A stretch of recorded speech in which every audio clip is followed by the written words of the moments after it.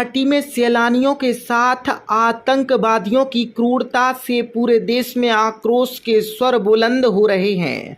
जहां इस घटनाक्रम के बाद आतंकवाद का नामो निशान मिटाने अब आम देशवासी भी सरकार से अधिकार मांग रहा है। घटनाक्रम में सुरक्षा तंत्र और सरकार के बड़े बड़े दावे की हकीकत को भी उजागर कर दिया है, जहां पूरी तरह से विफल सरकार और उसके तंत्र को लेकर भी लोगों के मन में आक्रोश देखा जा रहा है। घटनाक्रम में एक वर्ग समुदाय विशेष के लोगों की भूमिका के बाद तो इसको लेकर देश के अंदर अब आतंकवादियों और खास तौर पर पाकिस्तान और कट्टरपंथी के खिलाफ आर पार की लड़ाई हो, इसकी मांग उठ रही है। नगर के जाने माने परिवार से ताल्लुक रखने वाले श्रीकांत उर्फ छोटू सलाहकारी ने तो अब मन ही बना लिया है कि जो काम किसी न किसी कारणवश सरकार नहीं कर पा रही उसको अंजाम देने तैयार हैं। उन्होंने इसके लिए सरकार से अनुमति भी चाहिए। उनका मानना है कि राजदूतों को वापस बुलाने, कोई समझौता रद्द करने से अब कुछ हासिल होने वाला नहीं है। जिस तरीके से उन्होंने घटनाक्रम को अंजाम दिया उसी तरह से उन्हें जवाब देना होगा। उन्होंने घटनाक्रम के बाद जाति विशेष पर उठ रहे सवालों पर भी आपत्ति ली और उनका मानना है कि आतंकवाद का कोई धर्म जाति नहीं होती। श्रीकांत उर्फ छोटू सलाहकारी ने कहा कि सरकार और सेना के अगर किसी मजबूरी बस हाथ बंधे हैं तो उसे उस आम युवा भारतीय देशवासी जिसमें अपने देश की रक्षा करने का जुनून है, जज्बा है, उसे इस लड़ाई के साथ लेना चाहिए ताकि वह भी ईंट का जवाब पत्थर से दें, आतंकवाद का सर कुचल देश को इस दंश से मुक्ति दिला पाएं।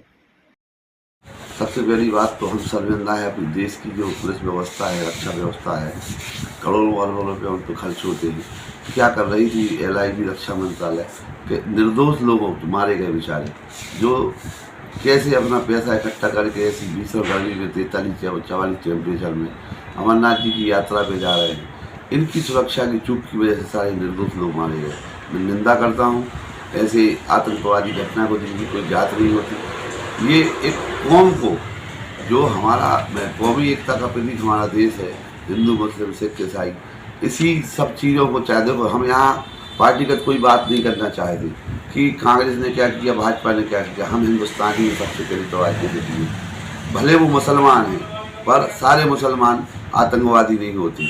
इन आतंकवादियों की ना कोई जात होती है ना मजहब होता है। ये पर हमारा कहना ये जैसे सर्जिकल स्ट्राइक करने से अच्छा ये है तो मान लो आज आपको 4 आतंकवादियों की फ़ोटो आपने भेजी।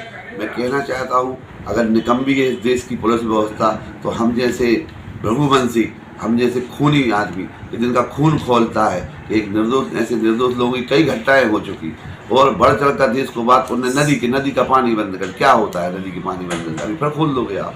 आपने हमें अपने जो राजदूत होते हैं उनको आपने वापस बुला लिया, उनने अपने बुला लिया, इससे कुछ नहीं होता है। वहीं कश्मीर में जो जातिगत राजनीति करते हैं लोग समाज की, कि वो मुस्लिम के लीडर हो गए, वो फलाने के लीडर हो गए, वो हिंदू के लीडर हो गए, यही इन्हीं सब के बीच में आतंकवादी पनप रहे हैं।